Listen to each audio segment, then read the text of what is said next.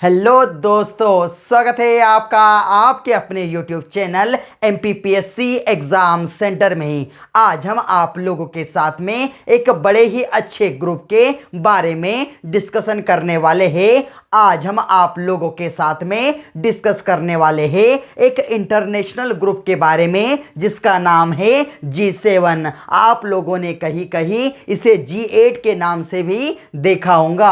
आपके लोगों के मन में इससे रिलेटेड कई प्रकार के कंफ्यूजन होंगे, किंतु आज के बाद कोई भी कंफ्यूजन इससे रिलेटेड आपके ब्रेन में नहीं रहने वाला। सबसे पहले देखें तो G7 कहते किसे है, तो याद रखना ग्रुप ऑफ 7 कंट्रीज अर्थात 7 देशों का समूह ही क्या कहलाता है, G7 कहलाता है। और G7 बना क्यों होगा, इसके पीछे कहानी क्या है, थोड़ी सी बात सुन लो तो सभी कंसेप्ट आपके क्लियर रहने वाले हैं। बात है 1970 की दशक की, और यदि पर्टिकुलर ईयर की बात करें तो 1973 के अंतर्गत क्या होता है, संपूर्ण विश्व के अंतर्गत जो तेल संकट होता है वह गहरा जाता है। क्यों तेल संकट गहरा जाता है, कारण यह होता है कि जो तेल निर्यातक जो देश होते हैं वह क्या करते हैं,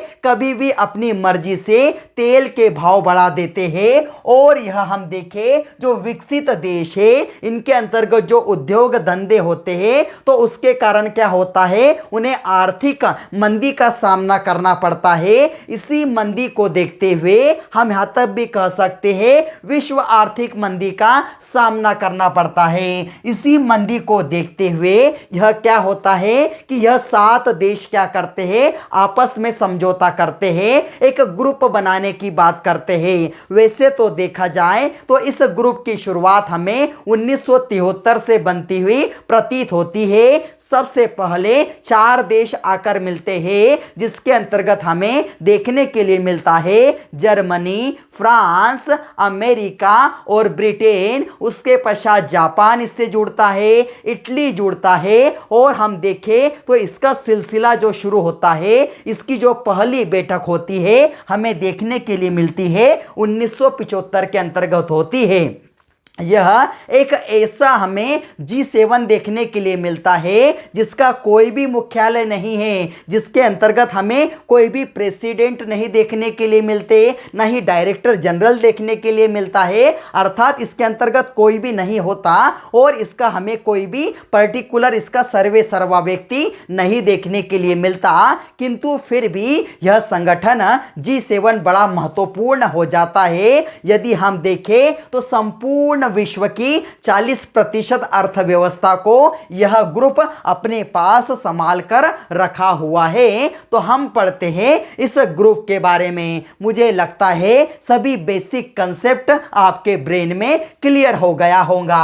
अब बात करें तो इसकी ट्रिक क्या है, तो एक दोस्त अपने दोस्त से पूछता है जीजा हमें कई बार फ्रांस आए हैं या नहीं, तो वह दोस्त उसे कहता है कि हाँ मेरे जीजा कई बार फ्रांस आए हैं। तो यही ट्रिक है, याद रखना। सबसे पहले हमें ज से देखने के लिए मिलता है जर्मनी, उसके पश्चात अगले जा से देखने के लिए मिलता है जापान, उसके पश्चात क से देखने के लिए मिलता है कनाडा, ई से देखने के लिए मिलता है इटली, बा से देखने के लिए मिलता है ब्रिटेन, र से देखने के लिए मिलता है रूस, और फ्रांस ही देखने के लिए मिलता है, और आ से देखने के लिए मिलता है अमेरिका। मैं तो बात कर रहा हूं G7 की, किंतु इस ट्रिक के अंतर्गत कितने देश आ रहे हैं, इस ट्रिक के अंतर्गत हमें देश देखने के लिए मिल रहे हैं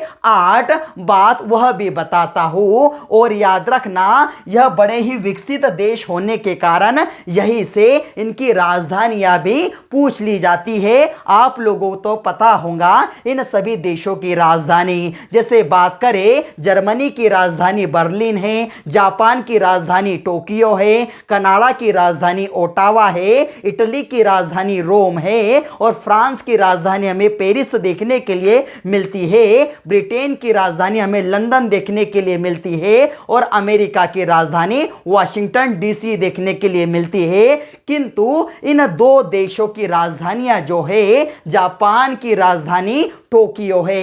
एग्जाम में प्रश्न पूछा गया है कि जापान की राजधानी टोक्यो किस द्वीप पर स्थित है, तो याद रखना होन्शु द्वीप पर जापान की राजधानी टोक्यो स्थित है। बात करें अमेरिका की, तो अमेरिका की राजधानी है वाशिंगटन डीसी। और यहां से ऐसा प्रश्न पूछा गया है कि इस डीसी का फुल फॉर्म क्या है, तो याद रखना डिस्ट्रिक्ट ऑफ कोलंबिया।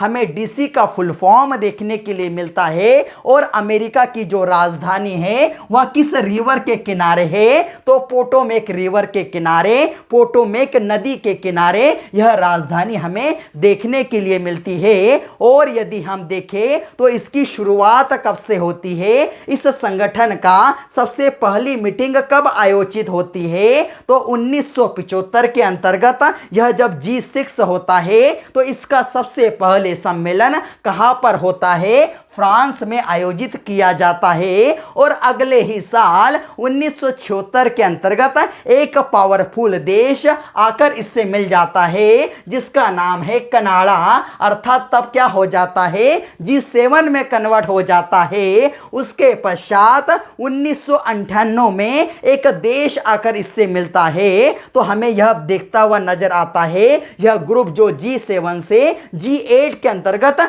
कन्वर्ट हो जाता है। किस प्रकार से, याद रखें, यह देखिए 1998 में 8 है और यहां पर G7 से क्या बन गया, G8 बन गया। इस प्रकार से याद रख सकते हैं। किंतु होता क्या है, बात है 2014 की। यदि महीने की बात करें तो 21 मार्च 2014 की रूस के द्वारा क्या कर लिया जाता है, एक देश है जिसका नाम है यूक्रेन, उसकी हमें राजधानी देखने के लिए मिलती है। क्यों, तो इस पर क्या कर लिया जाता है, उसका एक एरिया है, उसका क्षेत्र है, क्रीमिया पर अधिकार कर लिया जाता है। क्रीमिया को इसने क्या कर लिया, हड़प लिया, रूस के द्वारा हड़प लिया जाता है। इसलिए यह बात जो होती है अन्य देशों को अच्छी नहीं लगती और अन्य देश इसे क्या करते हैं, इस रूस को इस संगठन से निलंबित कर देते हैं, बाहर निकालकर फेंक देते हैं। उसके पश्चात देखें, इससे जो सम्मेलन है वह भी एग्जाम में पूछे जाते हैं।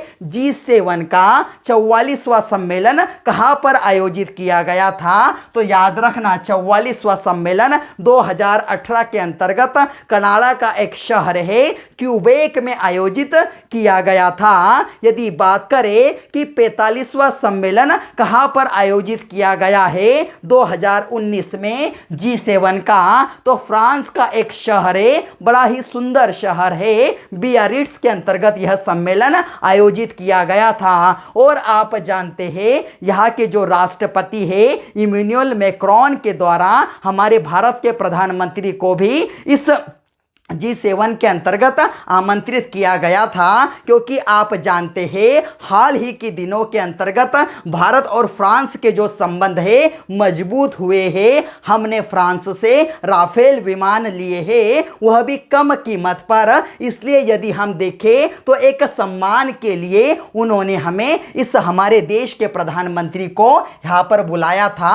इस सम्मेलन में 46वां सम्मेलन कहाँ पर आयोजित किया जाएगा, तो हम देखते हैं 2020 के अंतर्गत अमेरिका का एक शहर है फ्लोरिडा, वहां पर इसका सम्मेलन आयोजित किया जाएगा। और यदि बात करें अमेरिका की, तो आप अमेरिका के बारे में जानते हो, वहां के जो राष्ट्रपति है डोनाल्ड ट्रंप, वह 45वें नंबर के राष्ट्रपति है। यह भी एग्जाम में पूछ लिया जाता है। और आपको एक बात और पता होना चाहिए, वहां पर दो पार्टियां होती है, एक होती है रिपब्लिक पार्टी और एक होती है डेमोक्रेटिक पार्टी। उनका संबंध, डोनाल्ड ट्रंप का संबंध रिपब्लिक पार्टी से है और बराक हुसैन ओबामा जो हुआ करते थे उनका संबंध डेमोक्रेटिक पार्टी से था। यह भी आपको पता होना चाहिए। अब यदि देखें तो जो 45वां सम्मेलन जो हमने देखा 2019 में फ्रांस के बियारिट्स में हुआ था, उसका विषय क्या है, तो असमानता के खिलाफ लड़ाई, उसका प्रमुख विषय हमें देखने के लिए मिलता है।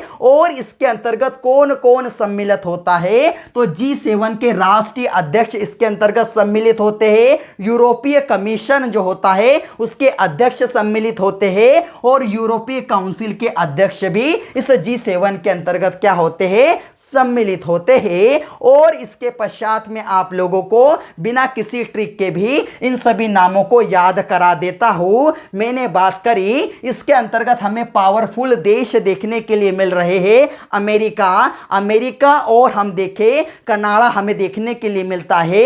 इनके बीच में कौन सी रेखा है, तो याद रखना इनके बीच में 49वीं समानांतर रेखा हमें देखने के लिए मिलती है। जर्मनी और फ्रांस भी बड़े पावरफुल है, इनके बीच में हमें मैगिनॉट रेखा देखने के लिए मिलती है। 4 तो ऐसे ही याद हो गए, और ब्रिटेन तो पावरफुल है, इटली भी बड़ा अच्छा हो जाता है, और जापान तो आप जानते हैं अर्थव्यवस्था के अंतर्गत बड़ा ही अच्छा है। अर्थात आप लोगों को 7 देश याद हो गए। और मैंने कहा जैसे ही रूस की यदि बात करें तो रूस को 2014 में इसे निकाल फेंका गया है इस संगठन से, तो G7 देश ही बचे हैं। उसके पश्चात एक शब्द आया है, मैंने आपसे कहा ब्रिटेन के बारे में आपने कई प्रकार सुना होगा। कभी आप ब्रिटेन सुनते हो, तो कभी आप ग्रेट ब्रिटेन सुनते हो, तो कभी आप यूनाइटेड किंगडम सुनते हो, यूके सुनते हो।